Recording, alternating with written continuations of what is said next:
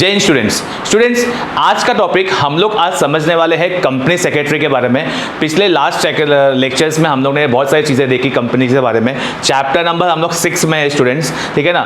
आज हम लोग बहुत ही इंपॉर्टेंट टॉपिक समझने वाले जो कि की मैनेजरियल पर्सनल टॉपिक चैप्टर्स का है, जिसमें मेन बंदा जो है, मेन बंदा कंपनी का, ठीक है ना, सेक्रेटरी, कंपनी सेक्रेटरी है स्टूडेंट। कंपनी सेक्रेटरी के बारे में समझने वाले, वो क्या बोलता है और उसका क्या रोल्स है, कैसे क्या करता है, आराम से हम लोग देखते हैं, ठीक है ना।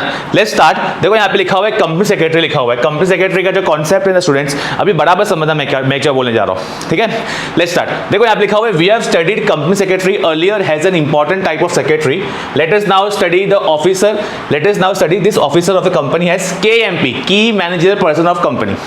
अब जो कंपनी सेक्रेटरी का जो कॉन्सेप्ट है स्टूडेंट्स, ये डिफाइन किया है कंपनीज एक्ट में सेक्शन 2 में, सेक्शन 2 में डिफाइन किया है, ठीक है ना। अगर मैं सेक्शन 2 की बात करूं, सेक्शन 2 सब सेक्शन 24, इसको पढ़ना कैसे था मैंने लास्ट टाइम भी आपको बताया था स्टूडेंट्स कि सेक्शन 2 सब सेक्शन 24, सेक्शन 2 एंड सब सेक्शन 24 डिफाइन करता है company secretary. It states that, मतलब क्या, कंपनी सेक्रेटरी कौन होना चाहिए।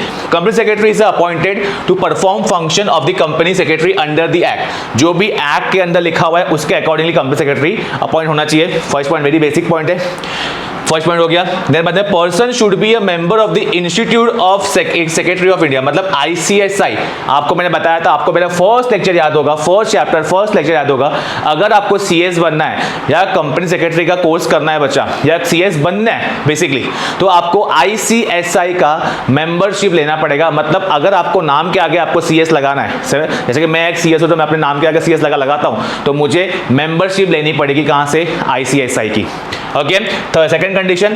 थर्ड कंडीशन ये है कि भाई यहाँ पे दो चीज बता दी है, following class of companies must be appointed as whole time secretary.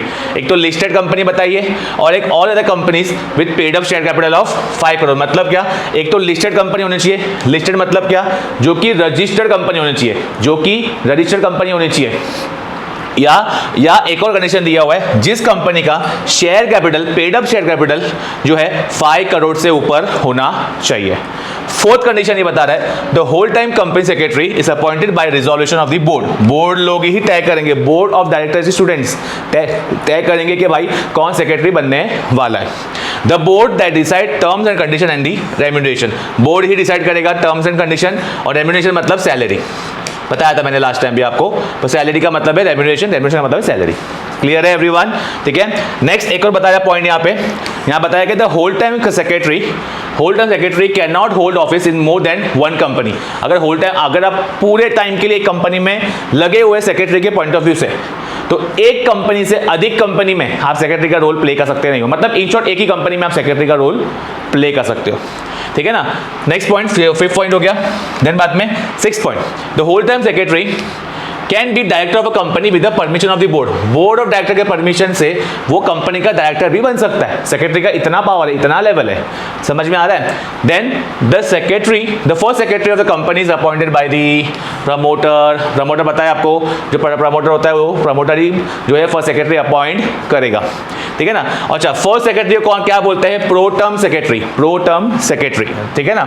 The pro tem secretary appointed by the promoter may और may not be appointed as a regular secretary of the board. समझ में आ रहा है, प्रोटर्म सेक्रेटरी जो है, जो board के द्वारा अपॉइंट हुआ है, जो प्रमोटर के द्वारा अपॉइंट हुआ है, वो मे और may not be appointed as a regular secretary of the board. Then last बता रहा है the pro tem secretary helps in fulfilling different formality during the formation of the company. Company बनने के टाइम पे भी सेक्रेटरी का अहम रोल होता है, बहुत इंपॉर्टेंट रोल होता है स्टूडेंट्स। समझ में आ रहा है, कंपनी बनाने के साथ साथ कंपनी तो प्रमोटर बना ही रहा है, बट सेक्रेटरी का भी मेन इंपॉर्टेंट रोल प्ले करने वाला है।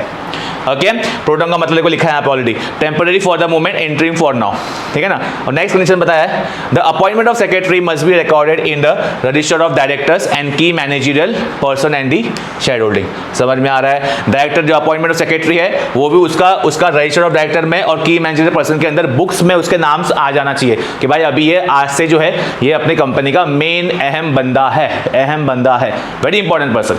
ओके, चलो अब ड्यूटीज की बात करेंगे तो इसकी दो ड्यूटीज है बच्चा, आओ समझते हैं हम लोग। यहाँ पे लिखा हुआ है, एक तो लिखा हुआ है स्टैट्यूटरी ड्यूटीज और एक है जनरल ड्यूटीज। स्टैट्यूटरी मतलब लीगल ड्यूटी, स्टैट्यूटरी मतलब लीगल ड्यूटी की बात हो रही है। स्टैट्यूटरी का मतलब होता है लीगल, प्लीज वो मार्क कर लो, ठीक है। सीधा मैं लिख लेता हूँ यहाँ पे, सीधा आपको समझ में आ जाएगा। लीगल ड्यूटी, मतलब कानूनी ड्यूटी क्या क्या है, लीगल बोल सकते हैं, कंपलसरी बोल सकते हैं, हैज पर रूल बोल सकते हैं, ठीक है ना, उसको हम लोग बोलेंगे क्या भाई, स्टैट्यूटरी ड्यूटी। फर्स्ट ड्यूटी है to organise and to be present at all the meetings, meetings में उसको प्रेजेंट रहना पड़ेगा, बोर्ड मीटिंग के, बोर्ड मीटिंग में उसको प्रेजेंट रहना पड़ेगा ही पड़ेगा, हमेशा याद रखना, फर्स्ट पॉइंट। देन बाद में बोल रहा है कि भाई कंपनी में जितने भी मिनट्स है, मीटिंग के मिनट्स है, उसको रिकॉर्ड करना पड़ेगा। अच्छा सर, मीटिंग मिनट्स क्या होता है, मिनट्स वो होता है जब कंपनी में कभी भी जब भी मीटिंग होती है, स्टूडेंट्स याद रखना, जब भी मीटिंग होती है, राइट, तो जो भी मीटिंग में रिकॉर्ड हुआ है उसको लिखित में रिकॉर्ड करना पड़ेगा, इन रिटन रिकॉर्ड करना पड़ेगा। रिकॉर्ड करने का जो जिम्मेदारी है वो कंपनी सेक्रेटरी का है, और जो बुक में रिकॉर्ड कर रहा है, जो प्रोसीजर रिकॉर्ड कर रहा है, उसी को मिनट्स बोलते हैं। समझ में आ रहा है? इन शॉर्ट, जो भी ट्रांजैक्शन हुआ है कंपनी में, सॉरी कंपनी के मीटिंग में, समझ में आ रहा है, कंपनी के मीटिंग में जो भी डिस्कशन हुआ है, उस डिस्कशन का एक रिकॉर्ड रखने को बोलते हैं मिनट्स, याद रखना, ठीक है ना। Next we have conducting correspondence with the share holder on the matters like issue of share, transfer of shares etcetera, ये सब भी काम करना पड़ेगा।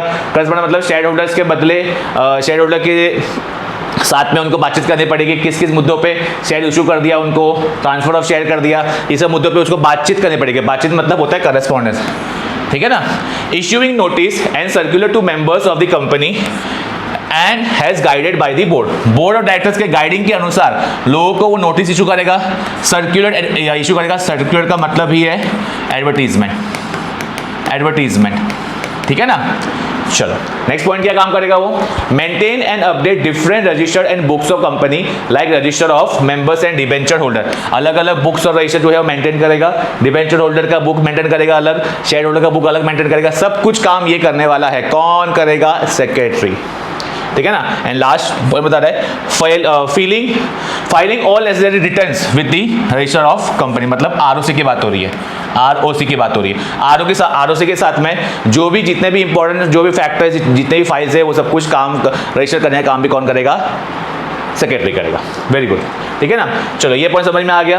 देन उसके बाद में जनरल ड्यूटीज के ऊपर हम लोग बढ़ते हैं। जनरल मतलब नॉर्मल ड्यूटी, यहाँ लिखा हुआ है statutory duty and general duty, दो लिख दिया है, और ये अपन देख लिया है। सेकंड देखते हैं हम लोग, आओ समझते हैं। जनरल मतलब नॉर्मल ड्यूटी की बात करो अगर मैं, आ जाओ, इसमें क्या बोल रहा है, this depends on the size and the nature and terms and arrangement made between secretary and company. ये कंपनी के ऊपर डिपेंड करता है, कंपनी के साइज के ऊपर डिपेंड करता है, कंपनी कितनी बड़ी कंपनी, कितनी छोटी कंपनी, XYZ, और कंपनी और सेक्रेटरी के कॉन्ट्रैक्ट के बीच में डिफर करता है, ठीक है ना। अलग अलग कंपनी के अलग अलग कॉन्ट्रैक्ट के बीच में डिफर करता है स्टूडेंट्स, ठीक है ना। तो यहाँ पे क्या लिखा हुआ है, तो जनरल ड्यूटी में पहला ड्यूटी क्या आ रही है, to provide guidance to the board of directors of a company with respect to their duties, responsibility and powers, ठीक है ना।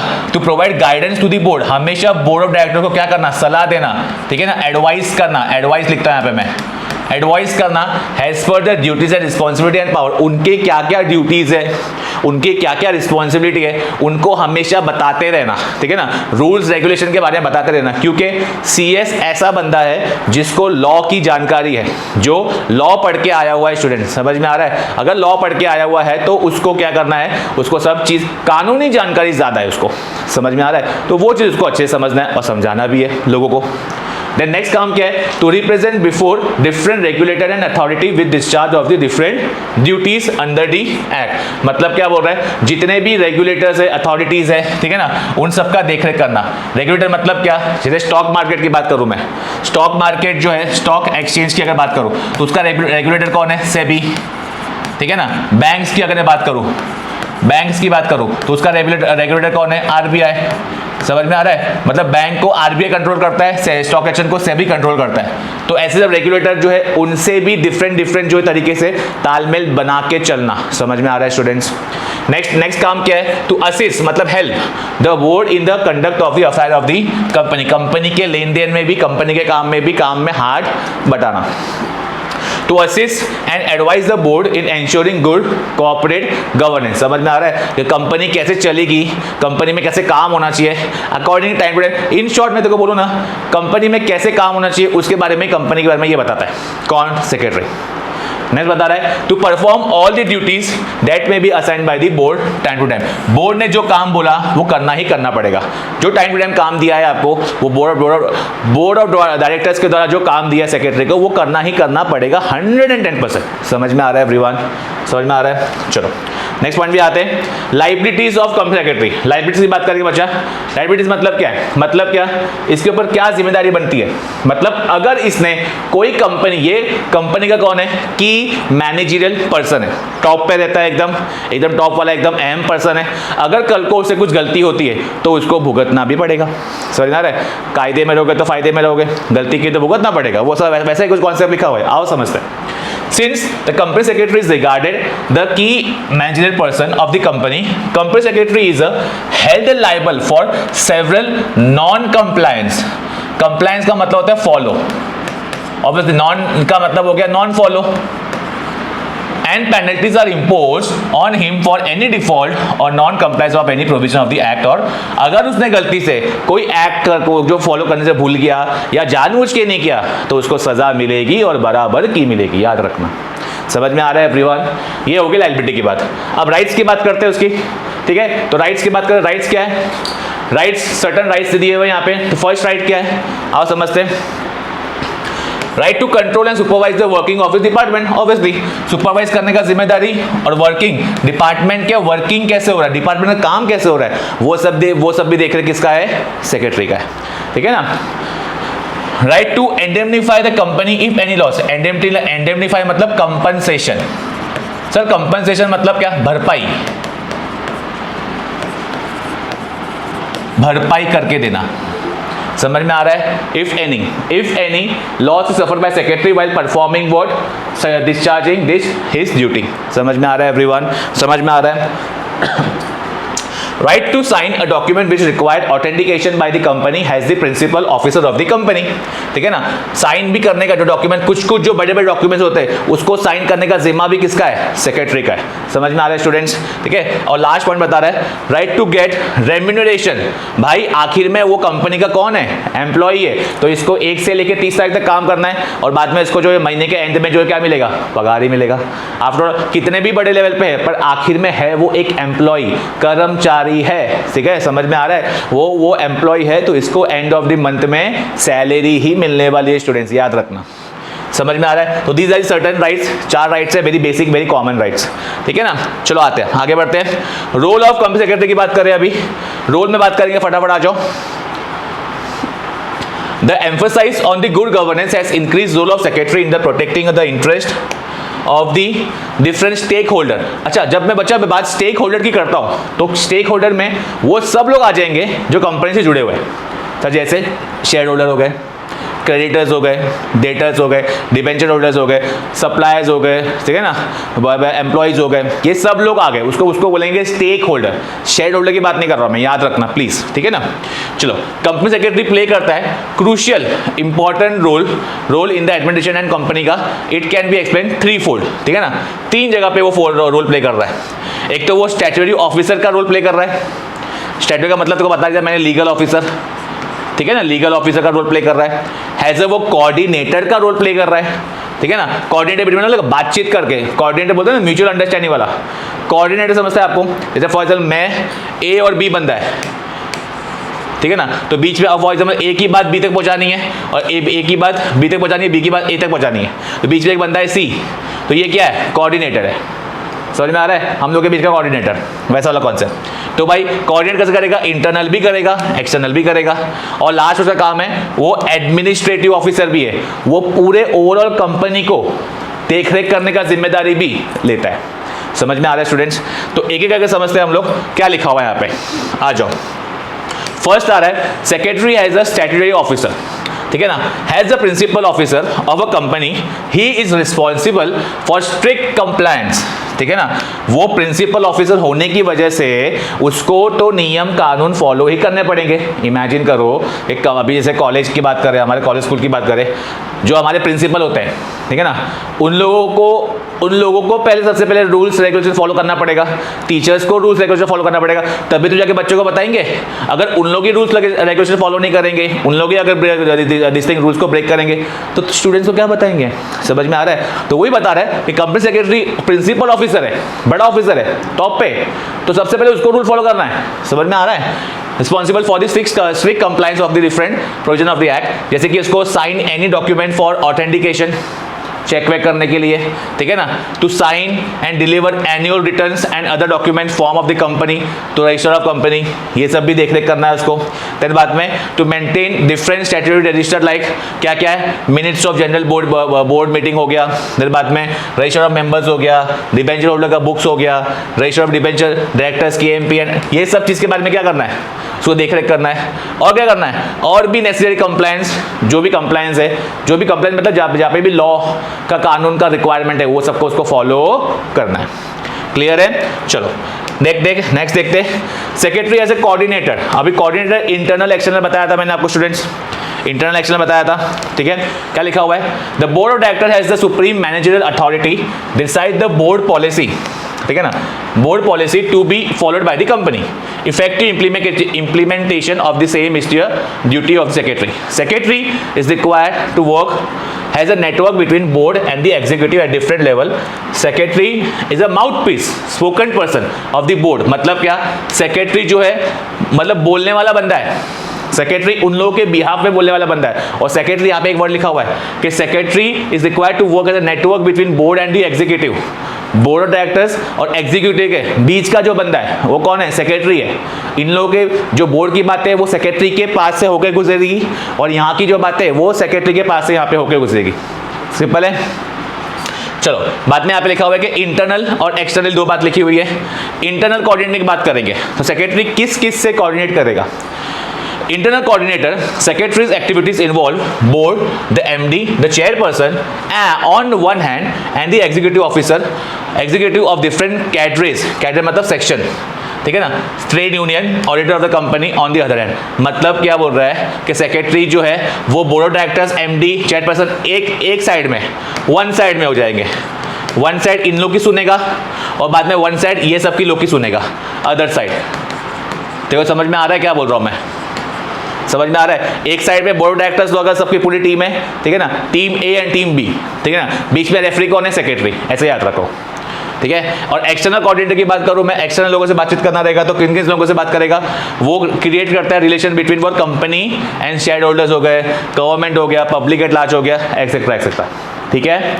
चलो सेक्रेटरी एज लास्ट बता रहा है, secretary as administrative officer, secretary as administrative officer, secretary as general administrative officer is required to ensure implementation of the policy of the company. ये याद रखना कि कंपनी का जो भी पॉलिसी है बच्चा, जो भी कंपनी का पॉलिसी है वो इंप्लीमेंट मतलब लागू बराबर हुआ कि नहीं हुआ है, वो देख रेख करने का काम किसका है, सेक्रेटरी का। Supervision, control and functioning of different department of company is the secretaries का job. The position of secretary enables him her to have an overall view of the different aspects of the company's administration and develop strong and efficient organized to set up। बस यहाँ तक रखो, समझ में आ रहा है मतलब क्या बोल रहा है। जब जो सेक्रेटरी का पोजीशन है उसकी वजह से क्या हो रहा है भाई, उसका काम ही वही है कि पूरे कंपनी में क्या देखरेख हो रही है, क्या चीज़ चल रही है, उसके बारे में देखरेख करना, उसके बारे में इमेजिन करना और उसके बारे में भाई सोच समझ के फैसले लेना। समझ में आ रहा है। और ओवरऑल नज़र रख के रखना, समझ में आ रहा है कि कंपनी में क्या किधर क्या कब क्या हो जाए, समझ में आ रहा है, वो चीज़ का ध्यान रखना। समझ में आ रहा है। चलो कंपनी सेक्रेटरी जो लिखा हुआ है, आगे का लिखा हुआ है, secretary contributes in administration of the company whereby recruitment, training, remuneration, promotion of the staff is included. मतलब सेक्रेटरी जो है एडमिनिस्ट्रेशन काम तो कर ही रहा है, कंपनी में ओवरऑल देख रेख कर ही रहा है, साथ साथ में और क्या कर रहा है, साथ साथ में वो लोगों को रिक्रूट करने का, रिक्रूट मतलब टू हायर समवन, किसी को जॉब पे रखने का, किसी को ट्रेनिंग देने का, स्टाफ को ट्रेनिंग देने का, ठीक है ना, सैलरी देने का, सैलरी ये देगा, सैलरी डिसाइड करेगा, मतलब प्रमोशन देने का, ये सब भी काम उसका इंक्लूडेड है। समझ में आ रहा है एवरीवन। चलो आ जाओ नेक्स्ट पॉइंट देखते हैं, company secretary in employment and practice. ठीक है ना, company secretary in employment practice, ये बात देखते हैं, ठीक है ना, आज का ये लास्ट टॉपिक है और ये देखते हैं। Company secretary is a key functionary in the corporate pyramid. What we have studied until now indicate company secretary in employment. अभी तक हम लोग ने देखा कि भाई कंपनी सेक्रेटरी जो है वो एम्प्लॉयमेंट में काम करता है, किसी के अंडर काम करता है, जॉब पे काम कर रहा है, महीने का सैलरी मिलता है भाई को, समझ में, बेचारा एक एम्प्लॉई है, ठीक है ना, जो 1 से 30 तारीख तक भाई पूरा जो है अपना जो है काम कर रहा है और काम करेगा, इसको महीने का सैलरी मिल रहा है। अभी क्या हो रहा है, let us understand company secretary अगर प्रैक्टिस में होता, सबसे पहले प्रैक्टिस होता क्या होता, खुद का अगर फॉर्म खोल लिया, खुद का मैंने का दुकान खोल लिया, उसको बोलते हैं प्रैक्टिस। डॉक्टर्स की अगर बात करूं, बेसिक एग्जांपल जो ऑब्वियसली सबको पता ही होगा, डॉक्टर अपनी डिग्री पूरी करके किसी हॉस्पिटल में भी काम कर सकता है, किसी जॉब के अंडर, वो जॉब का कॉन्सेप्ट हो गया, ठीक है ना। और डॉक्टर जो है अपना खुद का क्लिनिक भी खोल सकता है, मतलब खुद का प्रैक्टिस हो गया। वैसे कंपनी सेक्रेटरी भी, सीए भी ऐसे करता है, सीए भी किसी के अंडर काम कर सकता है बंदा और खुद का फॉर्म खोल सकता है। सीएस का भी वही रूल है, किसी के अंडर काम कर सकता है, जो अभी तक हमने देखा किसी के अंडर काम करके एम्प्लॉय के पॉइंट ऑफ व्यू से काम कर रहा है, और अभी वो खुद का भी फॉर्म खोल सकता है, खुद का प्रैक्टिस चालू कर सकता है। तो उसके बारे में कुछ बातें आओ समझते हैं। Company secretary in practice. The member of institute is in practice when individual or in partnership with one or more members of institute engage himself. समझ में आ रहा है? Institute practice क्या बोल रहा है? जब इंडिविजुअल, अच्छा ये प्रैक्टिस करेगा, वो इंडिविजुअल लेवल पे भी कर सकता है, पार्टनरशिप में भी कर सकता है, समझ में आ रहा है? डिपेंड करता है कि वो कैसे उस चीज को कैरी ऑन ले रहा है, ठीक है ना, वर्कआउट कर रहा है। अभी institute engage himself herself in practice और profession of the company secretary. समझ में आ रहा है क्या बोल रहा है? वन और मोर इंस्टीट्यूट इन प्रैक्टिस और वन और मोर, वो कंपनी सेक्रेटरी है, तो प्रोफेशन के पॉइंट ऑफ व्यू से बात करूं तो वो कंपनी सेक्रेटरी प्रोफेशन में प्रैक्टिस कर सकता है, अकेले भी और पार्टनरशिप में भी। First point, offers to perform engage himself to offer to perform service in relation to promotion, company को प्रमोशन या कंपनी का प्रमोशन वाला काम करना, फॉर्मेशन वाला काम करना, कंपनी का बर्थ सर्टिफिकेट इनकॉर्पोरेशन हो गया, कंपनी का अमालगामेशन। अमालगामेशन मतलब क्या होता है बच्चा? एक कंपनी दो कंपनी मिक्स हो जाना, एक कंपनी दो कंपनी मिक्स हो जाना। बेस्ट एग्जांपल आपको पता होगा, एक नॉर्मल, एक अभी रिसेंटली बैंक मिक्स हुई, अभी नहीं काफ़ी टाइम हो गया, देना बैंक, ठीक है ना, बैंक ऑफ विजया बैंक, देना bank, Vijaya bank and bank of Baroda, ये 3 बैंक मिलके एक बैंक बन गई। अभी बैंक ऑफ बड़ौदा के अंदर तीनों बैंक आ गई है, बाकी 2 बैंक भी आ गई, मतलब समझ में आ रहा है? उसको बोलते हैं अमालगामेशन। रिकंस्ट्रक्शन मतलब पुरानी कंपनी को तोड़ फोड़ देना, मतलब पुरानी कंपनी पूरी वाइंड अप कर देना और नई कंपनी खड़ी करना, रिकंस्ट्रक्शन। तो बाद में रीऑर्गेनाइजेशन हो गया ऑफ द कंपनीज। ये सब भी काम करता है, कौन करेगा? सेक्रेटरी करेगा, अगर वो प्रैक्टिस में है तो। थर्ड काम क्या करेगा? उसके द्वारा क्या क्या सर्विस प्रोवाइड की जाएगी, उसके द्वारा फाइलिंग की सर्विस प्रोवाइड की जाएगी, रजिस्टरिंग की, presenting and verifying documents like forms हो गया, एप्लीकेशन हो गया, रिटर्न फाइल करना रहेगा कंपनी के बिहाफ में, वो सब भी काम करके देगा तुम्हारा सेक्रेटरी। कंपनी का बाद में और क्या काम करेगा? वो शेयर ट्रांसफर एजेंट भी बन सकता है, शेयर अगर ट्रांसफर करना है किसी को, ठीक है ना, वो स्टॉक ब्रोकर भी बन सकता है शेयर मार्केट का, वो एंड इश्यू हाउस भी बन सकता है, जिन लोगों को शेयर देना है बेसिकली। देन बाद में वो सेक्रेटरियल ऑडिटर और कंसल्टेंट बन सकता है। सेक्रेटरियल ऑडिटर मतलब क्या? कंपनी का या उसके फर्म का जो भी कुछ को चेक वेक करना है उसके बारे में वो चेक वेक कर सकता है। तो आई होप कि आपको समझ में आ गया होगा। आपको अगर समझ में कोई डाउट लग रहा है बच्चा तो प्लीज़ कमेंट सेक्शन में बताइए, ठीक है ना, कौन सा पार्ट आपको समझ में आया, और कौन सा पार्ट अगर नहीं समझ में आया तो प्लीज़ बताइए, मैं डेफिनेटली उसका आंसर दूंगा उसमें, ठीक है ना। एक और लेक्चर बचा हुआ है, उसमें हम लोग एक लास्ट टॉपिक है, उसके साथ साथ हम लोग ऑब्जेक्टिव भी करेंगे। तो मिलते हैं अपने किसी नेक्स्ट लेक्चर में। Till then bye bye, take care, जय हिंद एवरीवन।